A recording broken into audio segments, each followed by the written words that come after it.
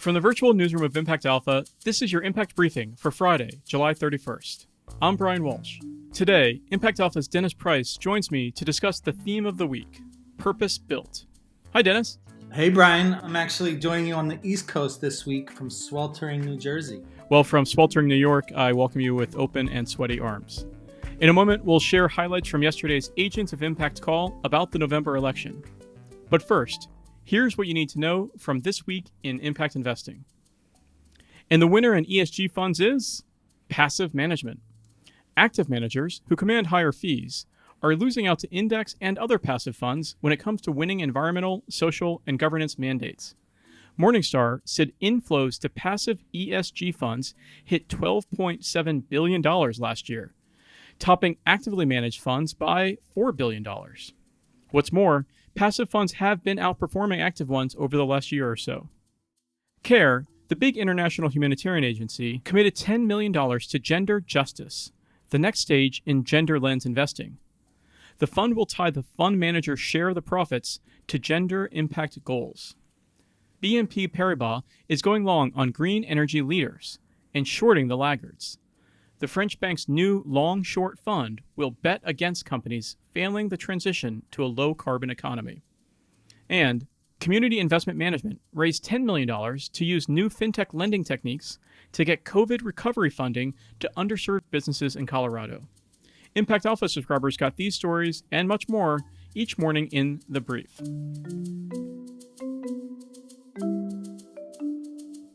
In his Impact Alpha column this week, David Bank took on the elephant in the room, Donald Trump, and called for impact investors to raise their voices ahead of the November election. Yesterday's Agents of Impact call, exclusive for Impact Alpha subscribers, opened up the discussion of impact investing and politics.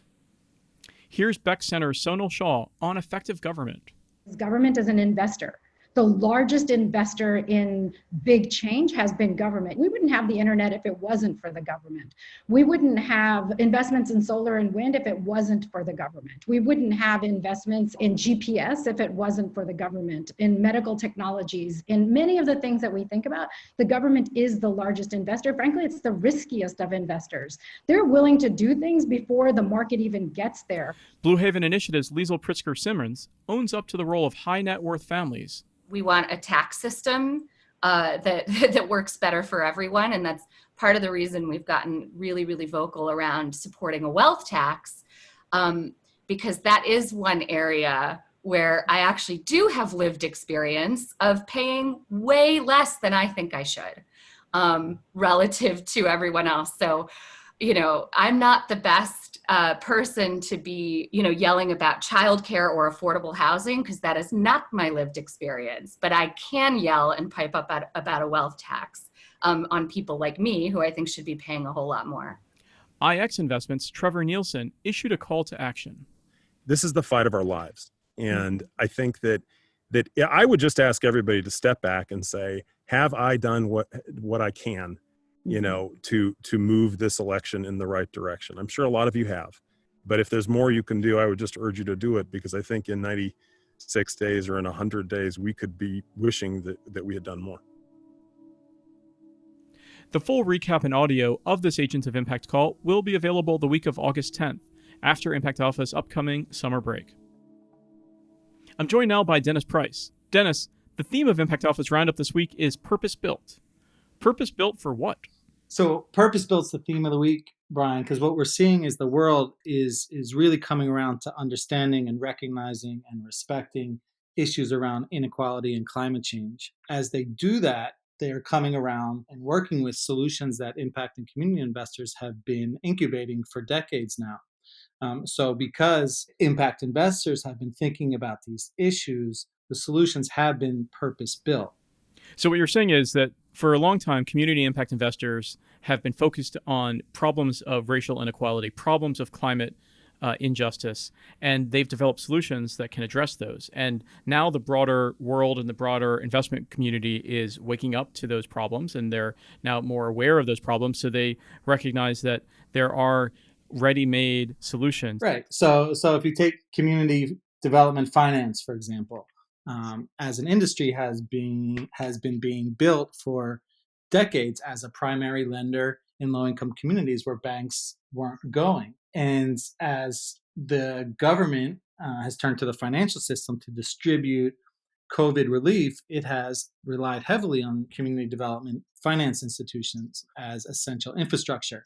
You're also seeing, corporates and philanthropists wanting to put money into the financial system to rectify some of the racial injustices that we're seeing.